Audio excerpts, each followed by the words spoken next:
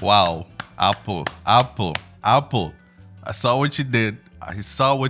That was very sneaky. Let's talk about the Apple event.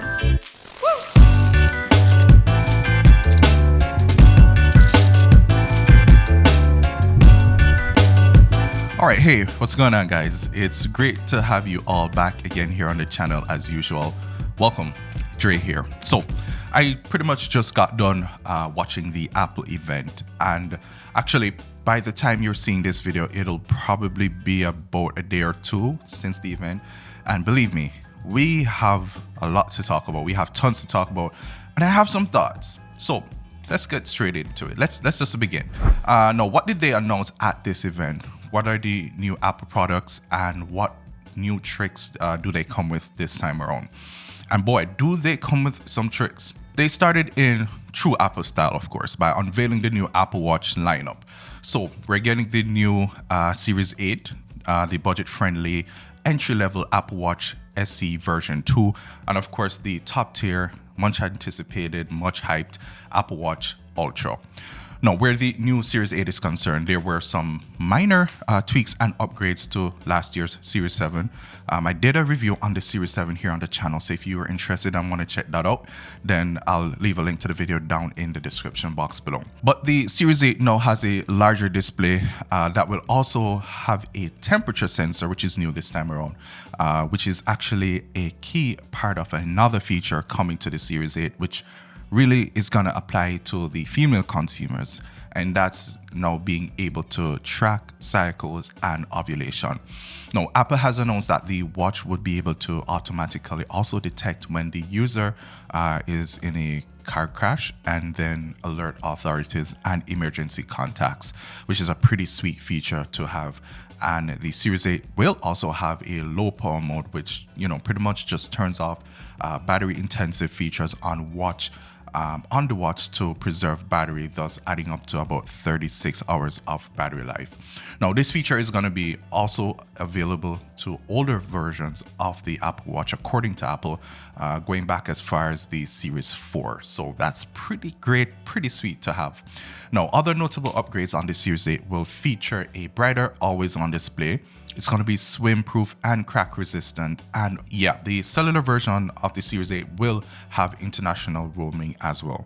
Now, of course, as expected, the watch will also be getting some aesthetic upgrades, like the collaboration between Nike and now the luxury brand Hermes. Now, prices on the Series 8 will start at $399 for the GPS and $499 for the cellular versions, and it's going to be available in aluminum with midnight, starlight, silver, and product red being the color variations. Stainless steel is going to be the material found on the more premium Series 8, with color options from silver, gold, and graphite being the options.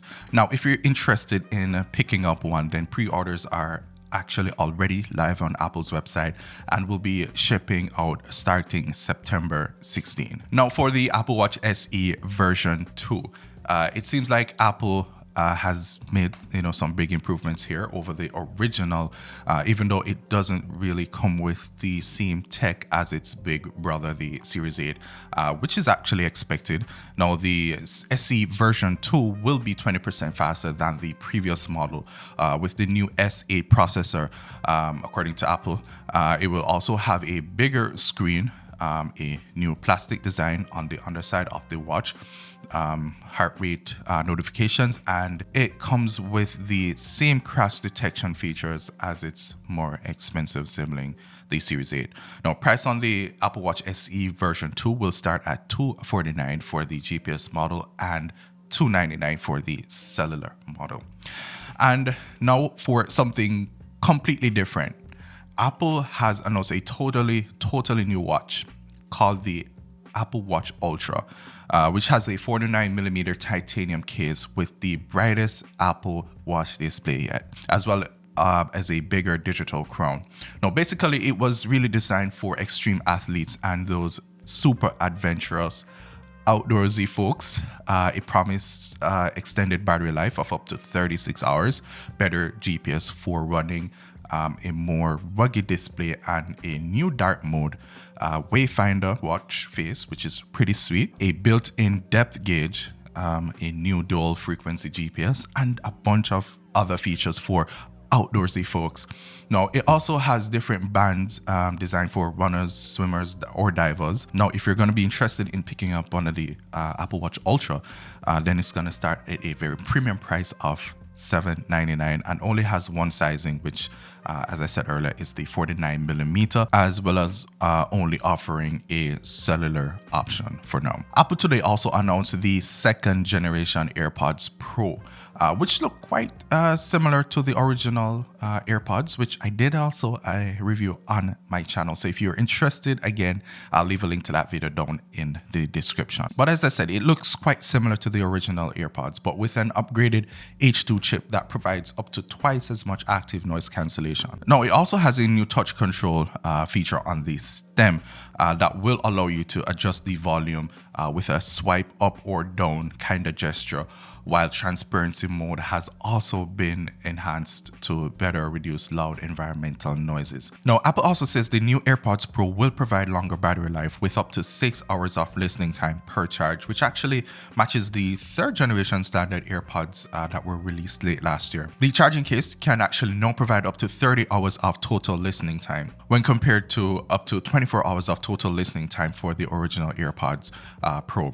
Since we're actually talking about the case, the new AirPods Pro version 2 will have a new charging case this time around, which have features such as Find My support with built-in speaker.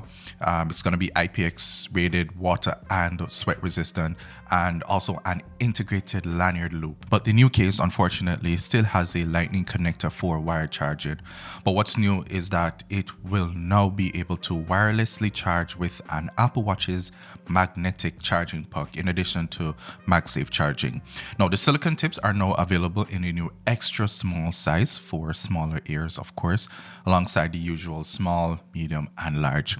The new AirPods Pro will be available to pre-order this Friday, September 9, with pricing set at $249 in the US, of course, which is actually the same price as the original, and will be also available on September 23rd. And finally, of course, the most highly anticipated announcement that the majority of us were waiting on, and that's the debut of the iPhone 14 lineup. So, as expected, Apple did start with the announcement of their standard iPhone 14 and iPhone 14 Plus.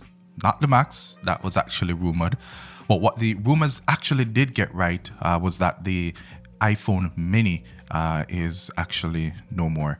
Rest in peace. Now, the standard iPhone 14 with a display size of 6.1 inch and the 14 Plus with its display of 6.7 inches will have some key new features and upgrades, such as improved front and rear cameras.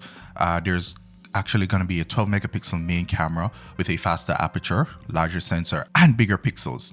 The ultra wide camera is actually also a 12 megapixel one.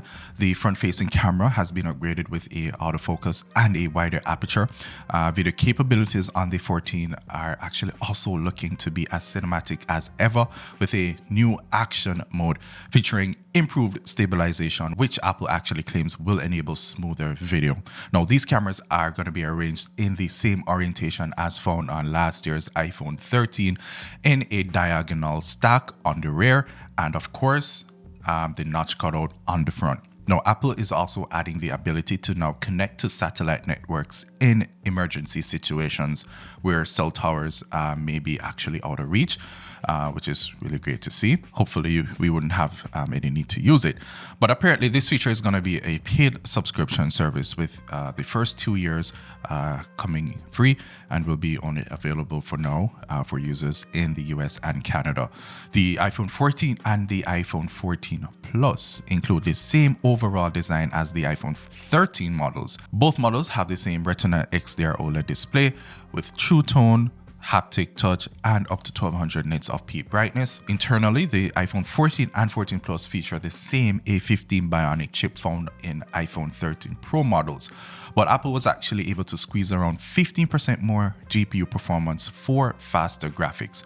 Now, one of the most interesting new updates to this year's iPhone 14 lineup, at least to the US versions, is that the phones will no longer have a physical SIM card tray, meaning you will now have to rely on electronic SIM, or eSIM for short. Now, I know that there definitely are going to be some disadvantages and advantages to this, which I will definitely dive into more in further videos to come. So get subscribed, guys. Get subscribed to the channel if you want to hear more on that. But onto the battery. The battery actually sees a boost on the iPhone 14, especially on the larger Plus model, as of course the larger chassis will equal to larger battery.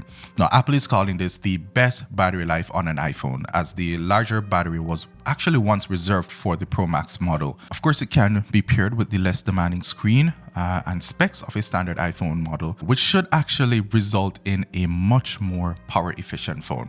Now, Apple is actually yet to release specific battery capacity figures, but the news of improved battery life is really promising. Now, unfortunately, the lightning charging port that had been rumored to finally give way to USB-C this year is still there. It still lingers, but we still do get MagSafe and Qi wireless charging as alternative. Now, the standard iPhone 14 and 14 Plus will come in 5 colors: midnight, starlight, blue, purple, and red. The sizes are going to be 128 gigs, 256, and 512 gigabyte options. Of course, pre-orders for the new iPhone models has opened up on Friday, September 9, and the iPhone 14 will actually begin shipping on Friday the following week, September 16. The larger iPhone 14 Plus, though, will begin shipping to customers on Friday, October 7th. So yeah, a little bit longer of a waiting time for the Plus model. But let's take a look at the iPhone 14 Pro models. Now, of course, as we're pretty much all accustomed to by now, the Pro has 2 models: the smaller 6.1-inch iPhone 14 Pro and the bigger 6.7-inch iPhone 14 Pro Max. But let's run through all the upgrades and new feature on the iPhone 14 Pro and Pro Max. Firstly, the notch. The notch is dead, and in its place is a pill-shaped cutout to actually house the Face ID sensors and front-facing camera. I'll live with it. Now, this cutout is going to be called the Dynamic Island. Really strange name, but hey, that's what they chose. Now, this Dynamic Island will change size depending on alerts like calls or Face ID use, AirPods on charge, and other background activities. Now, the new display is now going to be brighter at 1600 nits and has slimmer bezels, and a peak brightness is going to be topped at, hear this, 2000 nits. Yes. Now, this is going to be useful definitely for those brighter outdoor sunlight scenarios. There's now also going to be an always on display. Yes. This is going to be enabled thanks to, of course, to that new tech that allows for refresh rates to go as low as 1 Hz, as well as a new LTPO panel to seriously dim the screen for low power mode. Now, a new A16 BIONIC chip mixes the power of 16 billion transistors with efficiency. It's going to be built on 4 nanometer process with a 6-core CPU that beats the A15 BIONIC, but not much. There's a 5-core GPU with 50% more bandwidth and a display engine to actually power the Dynamic Island. The neural engine actually can now handle up to 17 trillion operations per second to really help aid the computational photography here on the 14 Pro. Now, a new 48 megapixel camera is going to promise more detail-rich photos and improved low-light photography with up to 2 times more performance than that of the iPhone 13 Pro. Now, thanks to Apple's new Photonic engine, of course, ProRAW can also be used with uncompressed 48 megapixel photos, enabling more editing flexibility for adjusting white balance and tone mapping.